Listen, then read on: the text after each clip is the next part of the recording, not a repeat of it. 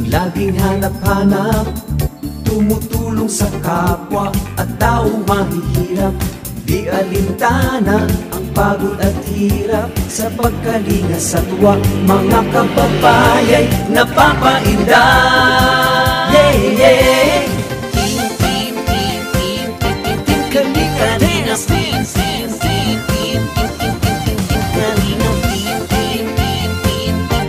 Kalinga Dance.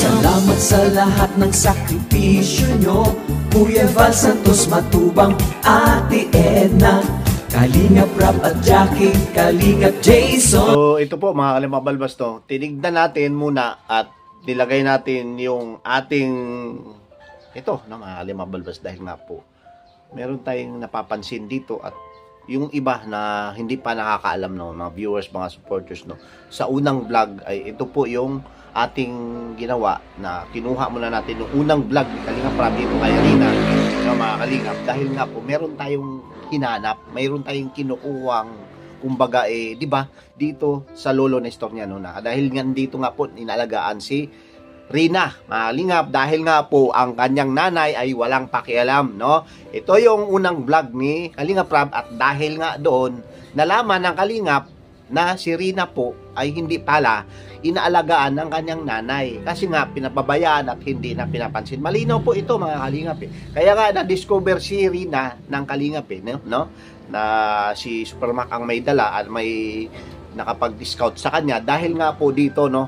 So na-scout niya ito doon sa lolo, mga Kalingap, no. So ang sinabi dito ng lolo niya na mga Limabalas, malinaw po hindi pa ito natulungan ni Kalingap Rap ng Kalingap itong si Rina, no. So dito nagpahiwatig, pinaliwanag, nandun no, mga Kalingap, una at dito pa lang nung maliit pa si Rina, no. So sa mga viewers po ito mga Kalingap Balbas na mga kumakampi o hindi naman sa kumakampi, no, yung talagang transparent na tayo dito, no, para mapaliwanagan lahat na ang nangyari sa unang vlog, no, mga Kalingap, dito sa ating prinsesa, no. So ito ay tinulungan sa madaling salita sa Kalingap mismo, mga Kalingap Balbas, no. So dito nga po sinasabi ni lolo, pinapaliwanag dito na hindi naman pala pinapansin, no, inaalagaan ito si Rina mula nung bata pa. Hindi pa siya nito mga Kalingap, hindi pa siya yung parang nag-iba yung kondisyon ng kanyang pag-iisip, no, nag-iba yung sitwasyon, no, mga Kalingap. Ito ay nangyari noong pumunta na si Rina sa bahay ng kanyang nanay, dahil nga po nagkaroon at may nangyari nga po, no. So namatay daw po yung asawa, no, nito, no, mga Kalingap. At hindi ito yung tatay ni Rina, mga Kalingap, iba yung ibang asawa ito, no, mga Kalingap. So ang nangyari, take note, mga Kalingap, hindi pinapansin man ito, hindi pinababayaan ko, pababayaan lang to. Ang sabi ni Lolo Nestor ganito, di ba? Pababayaan ko to, mas lalong, di ba, sino bang hindi naman pinapansin ng nanay. At take note, mga Kalingap, wala pa siyang anak na maliit doon, dahil ang anak niya siguro is baka, no, na wala pa, hindi pa, dahil nga 14 or 15 pa lang ata si Rina, no. So ibig sabihin, mga Kalingap, no, kung meron man, no, kahit sasabihin natin may anak na siya, no, bakit hindi niya na kayang gampanan, anak naman yan si Rina, di ba? Bakit sasabihin ni Lolo Nestor dito, no? Sinasabi ni Lolo, hindi naman yan pinapansin ng kanyang nanay, no? Dahil nga nung nagkataon at kinuha or ipinalik sa kanya, dahil mga Kalingap, mga Balbas, kinuha kasi or pinapunta mo na si Rina doon sa kanila, no, sa bahay ng ito sa Batubalani, no. So nung pag uwi ay nag-iiba na daw, no, nag-iiba na yung tsura at pag-iisip na meron ng ating prinsesa. Ibig sabihin, mga Kalingap, isa lang, no, doon pala nanggaling yung sakit ni Rina. Itong kondisyon ni Rina ngayon, nandun pala nanggaling, no. So bakit hindi niya kinuha, mga Kalingap? So anong ibig sabihin? Anong konektado ba to sa ating gagawa ng reaction na dito na pagkuha ni Rina sa ngayon dito kay Melanie? Konektado po dahil nung una pa pala, mga Kalingap, ay hindi na po kinaya ni Melanie na mag-alaga kay Rina, no? Ito po ay bago pa lang mga Kalingap, dahil kung halimbawa gusto mo at nasa loob at nasa puso mo talaga yung pag-aalaga mo kay Rina, no? Ito, no? doon pa lang, wala pa yung kalingap, hindi pa siya na-discover dito kay Lolo Nestor, ay ang nangyari po, di sana kinuha na niya, inaalagaan, hindi na sana humantong sa ganito, no? May mga awayan, may mga bangay, may mga agawan or suhulan, no? Mga kalingap mabalbas, at walang gulo, no? Sinasabi niya kasi dito na marami daw nagpapagulo at mumuna sa kanya, no? Na hindi daw niya or hindi ginampanan yung pagiging nanay niya dati, no? So kaya nga kinuha daw niya ni Rina, no? So doon pa lang sana, nung una pa lang sana ito, no? Sa sinasabi ni Lolo Nestor, mga kalimabalbas, ay sana kinuha na niya si Rina, inaalagaan, no? So sabihin natin na ito nagkasakit, tapos sasabihin mo sa akin, bakit ipalaga mo kay Lolo Nestor, anak mo yan, di ba? Responsibilidad mo yan kasi ikaw nanay niyan, no? Di ba? Kargos mo yan kasi ikaw nga yung biological nanay O ito, sinabi nga ng kalingap, sige, ito, ibibigay ko na sa iyo ngayon, no? Pero before pa, kaya nga na-discover siya ng kalingap, no? Lagi natin papaliwanag yung mga viewers, supporters, nangyari kasi mga kalingap, hindi po pinapansin ito ni nanay niya, no? Kaya nga kinuha ni tatay, ni Lolo Nestor, at ang nandun sa birth certificate niya ay ang tatay at ang lola, no? Lola ang nandun sa ang pangalan mismo doon sa kung sino yung tatay. Kasi hindi nga pinapansin ang nanay o sino may kasalanan nito, O bakit tatanungin na ito? O bakit nilagay mo yung pangalan mo? Hindi nga mo nga inaalagaan hindi mo nga pinapansin si Rina nung nagkasakit na At kahit na nung bata pa si Lolo Nestor na ang nag-aalaga, Di ba? Napakasimple lang mga kalingap Dapat inaalagaan, di ba? Lalagaan nung una pa lang para hindi sumantong sa ganito. Wala nang mga reactors na mag-reaction sa'yo na sisiraan ka. Mali pa pala ng reactor na naging gagawin namin sa iyo, naging masama naging mabuti kang ina, nung una pa lang. Hindi na pinapansin, hindi daw, wala daw pakialam yung nanay, Pero pagdating dito sa huli, ito kahapon, kinuha mo, no? Marami kang narinig. Paano naging marinig? Wala ka naman doon sa unang vlog, no? Di ba, mga kalimambalbas? Tapos sasabihin mo, close case. Nagtanong ka pa kay Kuya Val, close case na, hindi mo na ba dabaw paano yung si Rina, no? So, ipapaliwanag siya, Melania, na kasi, no? Hindi mo nakuha na gets at yung pagiging kalingap namin or sa iba, no? Ito, si Kuya Val, no? Mga kalingap, pinapaliwanag, nag-live, nag-premiere, para lang mainganyo ka na hindi mo kukuhanin si Rina na limabalbasa. Hindi kasi nakuha ng iba na talagang ito, bakit iniiwan mo dati? Ito magaling na, malapit na sa katotohanan si Rina na gumaling, no? So bakit kayo mo pa kukuhanin, no? Saka mo na lang sana kuhanin kung totally healed na, di ba? At talagang okay na siya, no? Di ba? Yan yung gustong iparating ni Kuya Val, kaya nagla-live ilang beses si Kuya Val na sinasama pa si Rina kahit saan, 'di ba? Para at least maging ma-enhance. Yun yung gusto ng Kalingap ni Kuya Val ni Kalingap Rab. Magiging maayos ito sa programa niya yung sa radyo niya, 'di ba? Nandoon si Rina para yung pananalita niya yung magiging maayos, 'di ba? Magiging maganda na dahil sa Kalingap, 'di ba? Tapos ngayon malapit nang magiging magaling na si Rina. Itong mga sulsul na to ay talagang gusto nila na sariling interest kapakanan, 'di ba, mga Kalingap? Ay ito, nakuha na nila. So, kung ating 'di ba, mga Kalingap, no? Kung pansinin mo, sinasabi ni Kuya Val, prank ko lang 'yon, no? At 'yun ay binawi ko lang din or wala naman sa yun dahil nga gustong iparating ni Kuya Val na ikaw ay matauhan, no?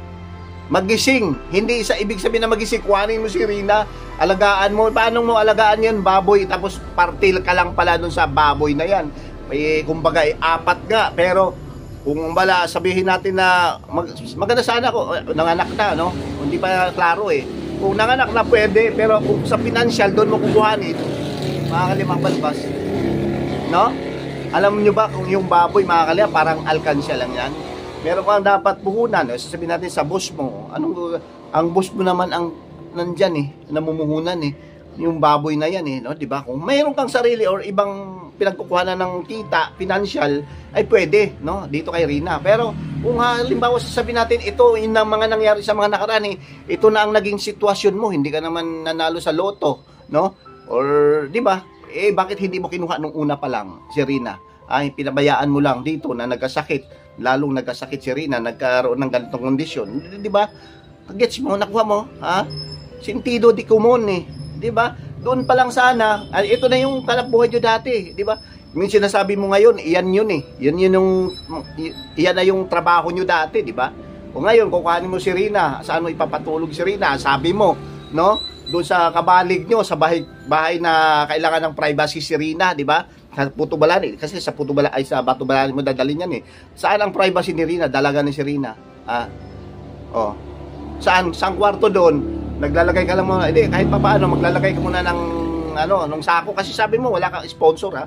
Walang nasa likod nito, ha, mga kalingap, ha? O, paano ang privacy ni Rina dito, no? Kunin natin, mga kalingap, dahil kung makikita nyo po yung bahay ni Ate Melanie, no? Sasabihin niya na doon makatira si Rina, wala pong privacy si Rina doon, mga kalingap, dahil diretso siguro, malalagay na lang ng sako, or sasabihin natin ng dingding, or plywood, no? Di ganon. Yun po pwede na, pero pagdating sa kondisyon ni Rina, mga balbas, yung pagiging convenient na, di ba? Yung pagiging, kumbaga, sa surroundings niya, dahil nasanay po siya pagdating kay Ate Roda na pagiging maganda, maaliwalas, no? Naka-aircon pa sa sasakyan, sa kotse, dito sa bahay, di ba? Nandun may sariling kwarto, no? Kahit magkakanta siya doon, di ba? Ang sinasabi dito ni Kuya Bal, ito, nagsasabi siya rito, Kuya Bal, bakit parang sinasabi mo bang close case doon sa nanonood pala siya, no, mga kalingap, no, nanonood siya, pero hindi siya aware doon sa pag-aral ni Rina, yung mga nangyari sa kay Rina, no, pagdating ng linggo, meron siyang biblical study, no, meron siyang church, no, na sila po ay, yun yung routine ni Rina, pagdating naman sa, nag-scout or sumasama si Rina para ma-enhance kasi rin na mahinang yung kanyang kakayahan, no? Yung kakayahan niyang na hindi na siya mahiya sa mga ibang tao, no? Hindi na talagang marunong na siya makisalamuha, no? Yun yung punto, mga kalingap, yun yung gusto at layunin ng Kuya Bal, mga kalimabalbas, no? So, nung ginawa nga ni Kuya Bal na iniinganyo niya talaga na huwag muna kuhanin si Rina kasi malapit na nga po si Rina. Ang hindi lang talaga maintindihan ni Melanie, yung mga banat ni Kuya Bal, yun ay reverse psychology, no? So, ibig sabihin kung yun ay hindi talaga nagpatinag, mga kalingap, talagang tinuluyan talaga si Rina, kinuha talaga, no? So, wala na magawa si Kuya Bal. Ginawa na lahat ni Kuya Bal, no? Reverse psychology ang tawag noon, na basta lang para at least kahit paano nandun pa rin si Rina sa kalingap, kasi pag sa kalingap, napakaganda ng buhay ni Rina, mga kalingap, mga balbas, no? Walang problema sa financial problems, pagiging, kumbaga, di ba, yung mamuhay siya ng parang reyna, no? Di ba, mga kalingap, wala naman siya inatubay, doon, paano na lang, no? Di ba, sana sa ngayon is masasabi natin yung iba, nagsasabi, wrong move, mali talaga, mga kalingap. Talagang wrong move si Ma'am Melanie dito, no? So, yun, at kapansin-pansin dito, mga kalingap, yung unang vlog, kasi tinignan ko si Lolo Nestor, kung ano yung naging bakit, no? Nasa kanya si Rina, no? So, ibig sabihin, napabayaan si Rina. So, ibig sabihin din, malamang, no? Mga kalingap, ano ba ang habol ni Ate Melanie dito, no? Hindi niya pabayaan to, mga kalingap, kasi babawi siya rito, Pero, kung sa punto na nung una pa lang, ang pinapoint ko dito, bakit hindi mo kinukuha nung una pa lang, no? Nung nagkasikit si Rina, at inaalagaan ni Lolo Nestor, si Lolo Nestor naman talaga alaga mula nung bata, no? Yung mga kalingap, kasi nga, hindi kanya inalagaan dahil pinabayaan niya, no? Yan yun yan yung term na yun. Ngayon, bababawi, maraming mga supporters ni rin dito, Melanie, pero okay naman yun, wala namang problema ngayon kasi nakuha na nga at naginawa na lahat, no, ng paraan, no, ni Kuya Bal, Kalingap Rab, ito, no, lahat, pero mga kalingap, ikaw take note, meron sinasabi dito si Kuya Bal, mga kalingap, kung may kailangan ka, may problema, ganito po, no, grabe po yung puso na meron ng kalingap nito si Kuya Bal, mga kalingap, no, sobrang bait, no, andito at open pa rin pala si Rina, no, halimbawa man, no, grabe, no, mangyari kay Rina, pero merong pinag-uusapan dito ng mga limabalas, may kasunduan po ito, no, na kung magiging may mangyari man o ano pa man, no, dito sa kay Rina na negative, or di ba, kung halimbawa ay bubalik sa dati, back to zero, ay wala na po pananagutan ang kalingap, no. So, pero pag hingi siguro ng tulong, no, mga limabalbas, baka ito yung gusto rin at di ba, ampante rin si Melanie rito, no, mga limabalbas, ay babalik ni si Rina, pero pahihiya na ito, no, ito na nga, no, pero andun pa rin yung pagmamahal at pagmamalasakit ni Kuya Val, no? Dito kay Rina, mga Kalingap Balbasto. So yun lang naman ang pinapaliwanag natin dito, no? Na bakit nung una pa lang sana, no? Para hindi na magkaroon at humantong pa sa kawayan, bangayan at suhulan, mga Kalingap, di ba? Nung una pa lang, hindi natin kailangan na sa pera-pera lang yan eh, o di ba? Ang pinag-usapan natin dito, kapakanan ni Rina, yung kondisyon at ang sitwasyon ni Rina dapat magiging maayos at gumaling si Rina, di ba? Sana nung una pa lang hindi na ito pinababayaan, hindi niya pinabayaan, di ba mga Kalingap?